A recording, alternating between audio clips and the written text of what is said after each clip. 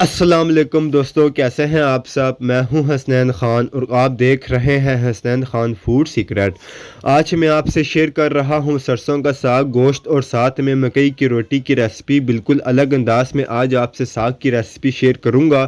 सर्दियों में साग बहुत ज़्यादा खाया जाता है, तो क्यों ना ऐसे तरीके से साग बनाया जाए कि आपका दिल साग खाने से बिल्कुल ना भरे। इससे पहले जल्दी से मेरे चैनल को सब्सक्राइब कर दें। तो स्टार्ट करते हैं। बिस्मिल्लाहिर्रहमानिर्रहीम।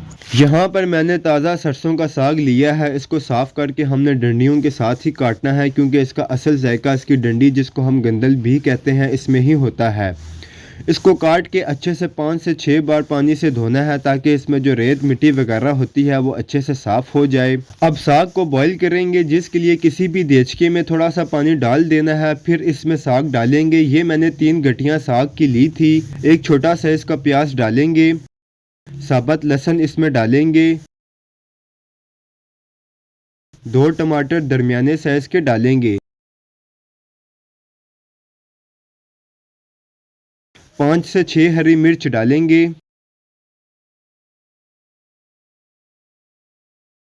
अब इसे बॉईल आने देंगे। सब चीज़ों को साग के साथ मिक्स करेंगे। अब साग को इतना पकाना है कि साग अच्छे से गल जाए और बिल्कुल नरम और मुलायम हो जाए। तकरीबन इसे 3 घंटे तक पकाएंगे। जब तक साग पकेगा तब तक गोश्त का मसाला तैयार कर लेंगे, जिसके लिए आधा किलो बीफ मैंने लिया है। आप मटन बीफ दोनों ले सकते हैं। 2 छोटे साइज के प्याज डालेंगे। 2 मीडियम साइज के टमाटर डालेंगे। लहसुन डालेंगे। 1 चाय का चम्मच सुर्ख मिर्च डालेंगे। 1 खाने का चम्मच धनिया पाउडर डालेंगे। 1 चाय का चम्मच गरम मसाला पाउडर डालेंगे। नमक हस्बे जायका डालेंगे। पानी डालेंगे। बस इतना पानी डालना है कि जिसमें गोश्त गल जाए।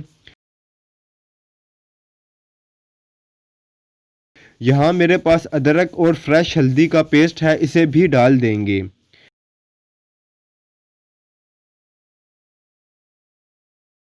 1 कप इसमें ऑयल का डालेंगे।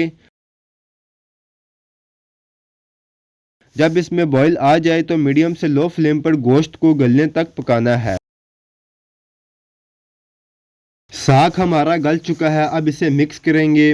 अक्सर लोग ब्लेंडर में ब्लेंड करके साग का पेस्ट बना लेते हैं, लेकिन हम वैसे इसे मिक्स नहीं करेंगे। लकड़ी का चम्मच या घोटना जो भी हो, इससे इसे अच्छे से मिक्स करेंगे। थोड़ा सा मिक्स करने के बाद अब इसमें 2 से 3 चम्मच मकई का आटा डालेंगे।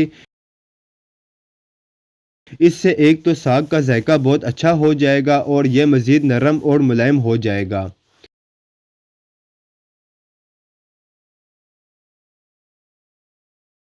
इसे थोड़ा सा और मिक्स करेंगे।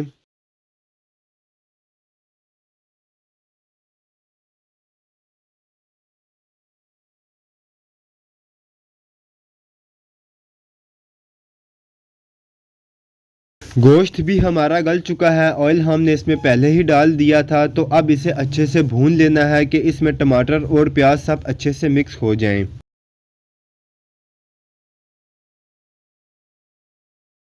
गोश्त जब अच्छे से भून जाए तो इसमें साग डाल देंगे।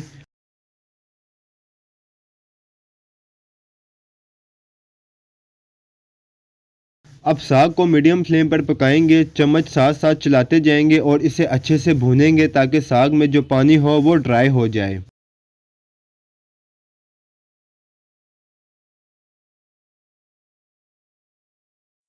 तकरीबन 10 से 15 मिनट इसे भूनने में लगे हैं। साग हमारा रेडी है।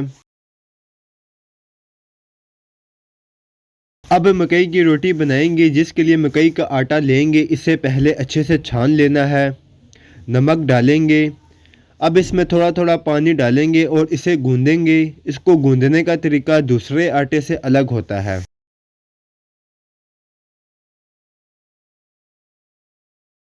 हाथ से प्रेस करके इसे गूंदेंगे।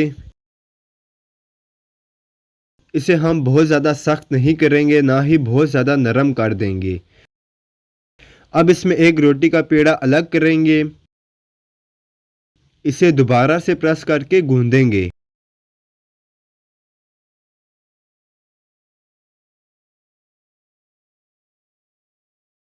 पहले आटे को गोल शेप देंगे, साइड से ये गोल हो जाए।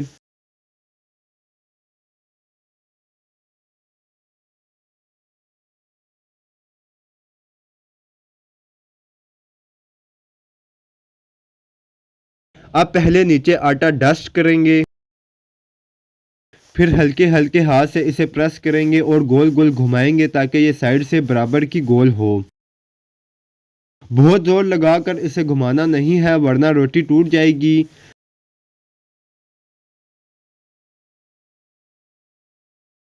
साइड से भी रोटी को सेट करना है ताकि इसमें साइड से क्रैक ना पड़े।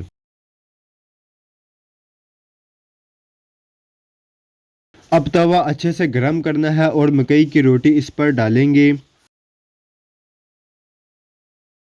एक साइड से कुछ सेकंड इसे पकाएंगे, फिर इस पर घी डालेंगे और इसे पलटाएंगे।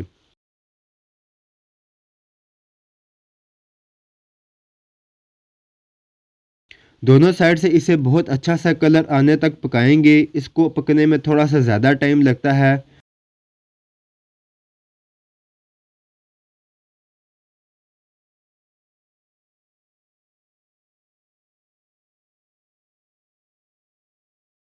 रोटी तैयार है, इसे प्लेट में निकालेंगे।